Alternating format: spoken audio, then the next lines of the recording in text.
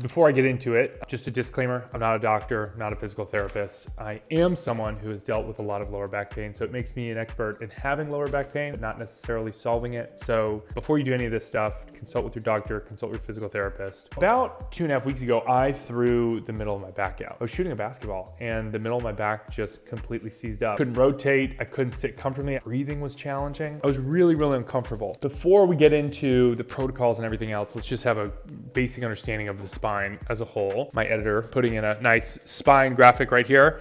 Top of your spine, your cervical spine, middle's your thoracic, bottom's your lumbar.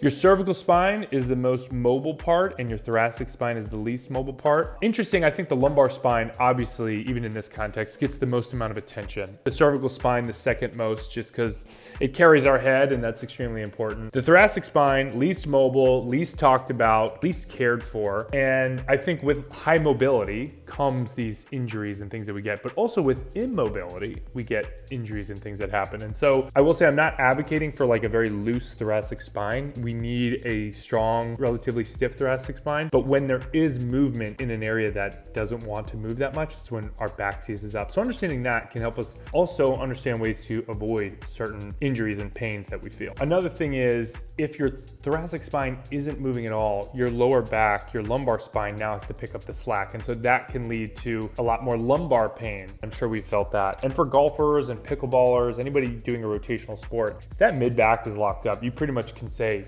sayonara to any rotational movement that's required for that sport. Thoracic health is incredibly important, and when it throws out, it's just the worst. First thing I did when I threw it out was I immediately started using the L1 in 15 to 20 minute bursts. The L1 is designed for the lower back, but you can wear it in your mid back, and you kind of wear it like a heart rate monitor. The nice part about the heat at the outset was it was immediately loosening up some of that tissue. And I would say it was like very elastic. I would warm it up and it would feel better, and as I cooled down, it would feel tighter again. That's where the consistent use of the product came in. And then from here, I started to work through different movements. This is post-edit. I wanted to call out one thing. So while I had my back thrown out, I was doing these exercises. I wanted to call out one thing very specifically.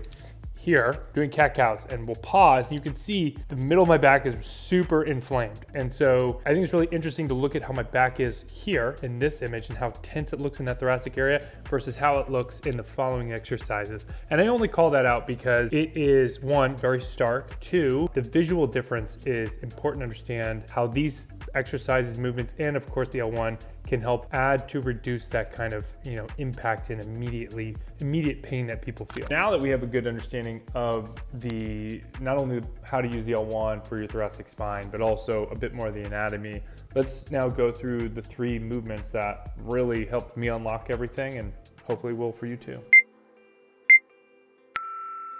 So the first movement we're gonna do is a thoracic extension. Been wearing the L1 for a bit, I'm feeling warm, and now I'm gonna move into this thoracic extension. So I'm gonna get onto all fours here, or on my knees, and walk back so I can get my shoulders and hips in line, my chest parallel to the floor. I'm gonna put my elbows on the chair here. And so what I'm really looking to do is to lean into this stretch. I'm trying to get the middle of my back to take the weight here so I can really start to lean through it.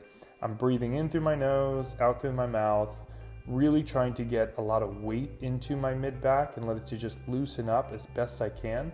And I would hold this for 30 to 45 seconds and do 2 to 3 rounds of it. The next movement here is the cat-cow, and I'm sure a lot of you are familiar with this, but we'll walk through it. So gonna get on all fours. I'm gonna breathe in through my nose on this way up, extending my head, trying to look up and forward, and out through my mouth, trying to get big round through my spine here. And again, pulling my belly button to my spine, trying to get as much movement and range of motion as I can as I go through this. And my recommendation here would be 3 sets of 10, as slow and controlled as best you can. As I do more reps, I feel looser, and so don't be discouraged if the first few reps feel really tight.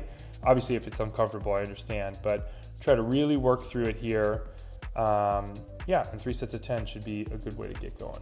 And now we're getting to seated T-spine rotation. So a little bit of setup here, need a chair, potentially need something in between your knees for stability, but not always. And my hands are on my shoulders and I'm just rotating, trying to get as far left and right as I possibly can. And we'll open up our arms here in a minute and use the leverage of the chair to get a little bit further. My recommendation here would be, 3 sets of 10 on each side, slow and controlled. It's very much a feel thing. The first reps are going to be tough, but as you keep going, it'll feel a little bit better. And really trying to keep my hips and knees straight, not moving as I'm trying to rotate through my chest. So now we have these 3 movements that hopefully can start to reduce some of that restriction. So if you're feeling extra restrictive, you've thrown your back out, I would do those first and then move on to your warm-up or the Infraway flow. If you haven't seen it, linked here, that video. And this can be part of that, the warm-up before the warm-up essentially. And I'm not trying to give you a million things to do, but I'm trying to give you actionable stuff that you can add into your warm-up routine that help make you feel better, help you get the most use out of your L1, or if you're just watching, just most use out of useful bodily information to